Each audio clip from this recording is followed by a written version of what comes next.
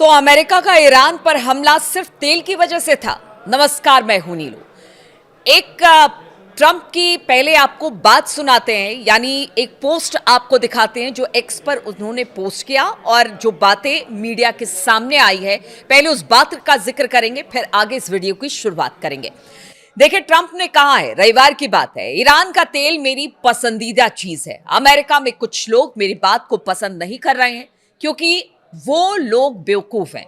हम ईरान से खर्ग द्वीप ले सकते हैं, हालांकि हमारे पास दूसरे भी कई विकल्प खुले हुए हैं। तो ये अमेरिकी राष्ट्रपति डोनाल्ड ट्रंप का वो बयान जिससे पता चलता है कि बातें तो ईरान को लेकर बहुत की गई थी, परमाणु कार्यक्रम से लेकर रिजीम चेंज तक, लेकिन बात तेल के खेल की है।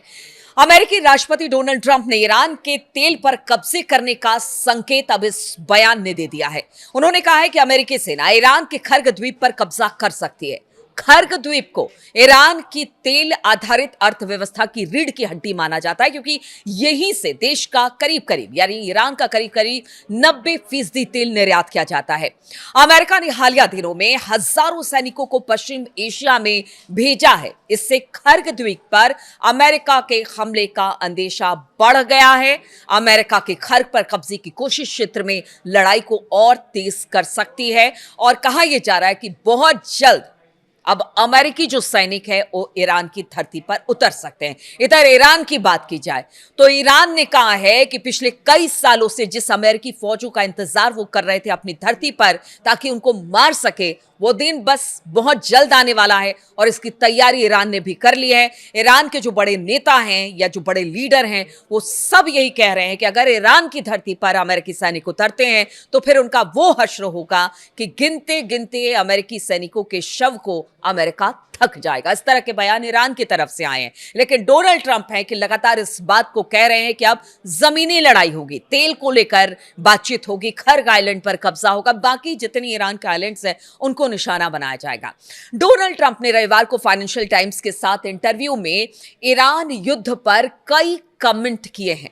अब वो एक एक करके वो कमेंट आपको बताते हैं। खर्ग पर कब्जे के सवाल पर उन्होंने कहा कि सच कहूं तो मेरी सबसे पसंदीदा चीज ईरान का तेल लेना होगा। हालांकि अमेरिका में कुछ बेवकूफ लोग मुझे कहते हैं कि तुम ऐसा क्यों कर रहे हो। अब देखिए, कल ही की बात है जब अमेरिका के सभी शहरों में जितने 50 उसके प्रांत हैं वो हर जगह पर वहां पर लोग सड़कों पर उतरे और अमेरिका और ट्रंप के खिलाफ लगातार उन्होंने नारेबाजी की है। ट्रंप के खिलाफ पोस्टर लहराते दिखाई दिए हैं और ट्रंप को कहा है कि आप राजा बनने की कोशिश ना करें, इस युद्ध को खत्म करें, क्योंकि ये युद्ध अमेरिका के लिए तबाही लेकर आएगा। शायद उसी बेवकूफों की बात ट्रंप कर रहे हैं। अब देखिए, अपनी आवाम के बारे में या फिर जो उनको आईना दिखा रहे हैं उसके बारे में ट्रंप इस तरह के बयान दे रहे हैं। उन्होंने कहा कि क्योंकि उन्हें चीजों की समझ नहीं है इसीलिए वो ऐसी बात कर रहे हैं। अमेरिकी राष्ट्रपति डोनाल्ड ट्रंप ने ईरान में अपने सैन्य अभियान पर कहा कि ये तो हो सकता है कि हम खर्ग द्वीप को ईरान से अपने नियंत्रण में ले ले, हालांकि ये भी मुमकिन है कि हम ऐसा नहीं कर सकते हैं, यानी कि वो ये भी संकेत दे रहे हैं कि हम ऐसा नहीं कर सकते हैं। तो क्या कोई प्लान बी है? क्या कोई प्लान बी है जिससे ईरान की जमीन पर उतरा जा सकता है? क्योंकि बहुत सारे और द्वीप हैं जिसे बताया जा रहा है कि शायद वहां से अमेरिका अंदर दाखिल हो और फिर वहां से होते हुए खर्ग आइलैंड तक पहुंचे।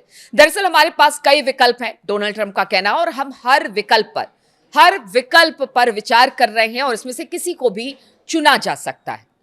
हालांकि खर्ग पर कंट्रोल के लिए हमें वहां कुछ समय तक रहना पड़ेगा, ये इस बात को डोनाल्ड ट्रंप कह रहे हैं। और रहना पड़ेगा क्या मतलब? जिस तरह से तालिबान के साथ युद्ध हुआ अफगानिस्तान में, बहुत सालों तक वहां पर रहे, लेकिन उसके बाद क्या हुआ? वहां से भाग खड़ा हुआ अमेरिका और अमेरिकी फौज और अफगानिस्तान को ऐसे ही छोड़ दिया और आज भी अफगानिस्तान अस्थिर है। तो क्या इसी तरह की बात अब ईरान में भी कह रहे हैं, खर्ग द्वीप पर रुकने की बात कर रहे हैं? लेकिन ये कहीं उल्टा ना पड़ जाए डोनाल्ड ट्रंप को। डोनाल्ड ट्रंप ने दावा किया है कि खर्ग पर कब्जा करने में अमेरिका को कोई खास मुश्किल नहीं आएगी। उन्होंने कहा कि मुझे नहीं लगता कि उनके पास कोई खास सुरक्षा व्यवस्था है। हमने ईरान की सेना और सुरक्षा ढांचे को लगभग खत्म कर दिया, ये तो शुरुआत से। मतलब आप सोचिए 15 दिन के बाद से ही कहने लगे थे ट्रंप और उनके जितने सलाहकार हैं या नेता हैं, यही कह रहे थे कि ट्रंप जो अमेरिका है उसने तो पूरी तरह से ईरान को ध्वस्त और खत्म कर दिया है। लेकिन ईरान के जो हमले लगातार हो रहे हैं, आप तो देखिए जिस तरह से ये तेहरान यूनिवर्सिटी पर हमला किया गया, उसके बाद तो हमले और तेज हो रहे हैं। और जितना बड़ा हमला यानी दुश्मन की तरफ से ईरान पर होता है, यानी इजराइल और अमेरिका की तरफ से, उससे दुगुनी ताकत से ईरान हमला करता है, तो फिर आखिर किस तरह के ईरान के सुरक्षा ढांचे को खत्म करने की बात ट्रंप करते हैं, ये वो अपनी बात को ही कॉन्ट्रडिक्ट कर रहे हैं। उन्होंने कहा कि वो हमारा मुकाबला नहीं कर पाएंगे, हम चाहेंगे तो खर्क द्वीप को बहुत आसानी से ले सकते हैं। डोनाल्ड ट्रंप की खर्क और ईरानी तेल पर कब्जे से जुड़ी ये टिप्पणी ऐसे समय में आई है जब अतिरिक्त 3,500 अमेरिकी सैनिक पश्चिम एशिया भेज दिए गए हैं, और सिर्फ इसलिए क्योंकि वो ईरान की धरती पर उतर जाए। वहां पर उतर कर अब जमीनी कब्जा करने की तैयारी, क्योंकि अमेरिका नहीं चाहता कि बहुत लंबे समय तक, या फिर कह लीजिए डोनाल्ड ट्रंप नहीं चाहते कि यह लंबा युद्ध खिंचे।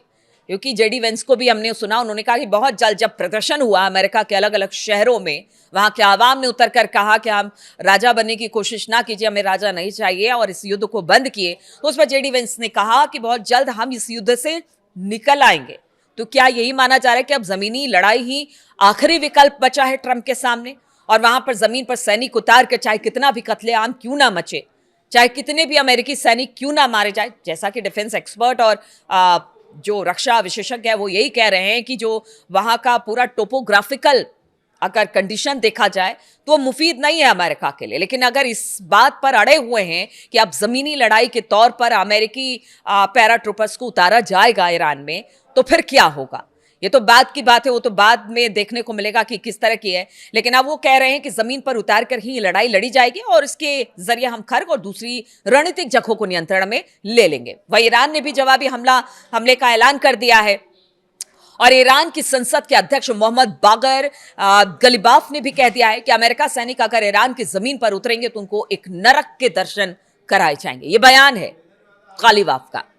बागर का कहना है कि ईरान की सेना इस इंतजार में है कि कब अमेरिकी फौज यहां उतरे। इससे संकेत मिलता है कि आने वाले दिनों में लड़ाई भीषण हो सकती है। ईरान के सर्वोच्च नेता अयतुल्ला मुस्तफा खामनई ने अमेरिका और इजराइल के खिलाफ लड़ाई में समर्थन के लिए इराक के लोगों का, धार्मिक नेताओं का शुक्रिया अदा किया है। देखिए, बहुत दिनों के बाद एक मैसेज मुस्तफा खामनई ने लोगों के सामने रखा है, क्योंकि ट्रंप लगातार कह रहे थे वो घायल हो गए हैं, उनकी डेथ हो गई है। लेकिन इसी बीच कल की बात की जाए, मुस्तफा खामनई की ओर से जो इराक के लोग हैं, धार्मिक नेता हैं, उनका शुक्रिया अदा किया गया है।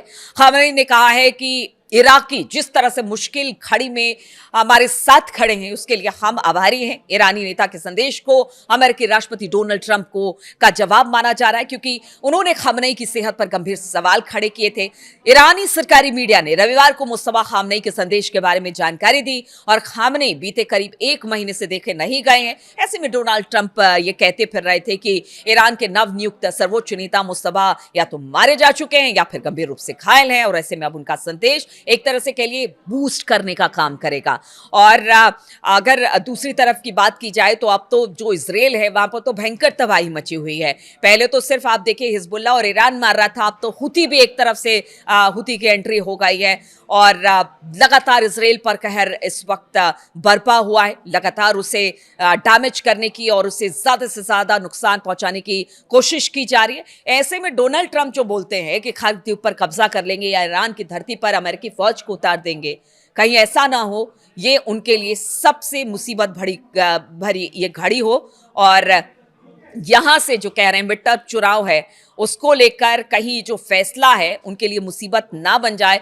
मुसीबत तो बन चुका है, क्योंकि अब अमेरिका की धरती पर ही अमेरिकी नागरिक हाथों में पोस्टर लेकर अगर ट्रंप के खिलाफ नारेबाजी कर रहे हैं, तो आप समझिए कि आने वाले दिनों में ट्रंप की स्थिति अमेरिका में कैसी होगी। इसलिए ट्रंप चाहते हैं सब कुछ खत्म हो जाए, लेकिन क्या ये इतना आसान है? आप कमेंट करके जरूर बताएं। बहुत बहुत शुक्रिया मेरे साथ इस वीडियो में शामिल होने के लिए।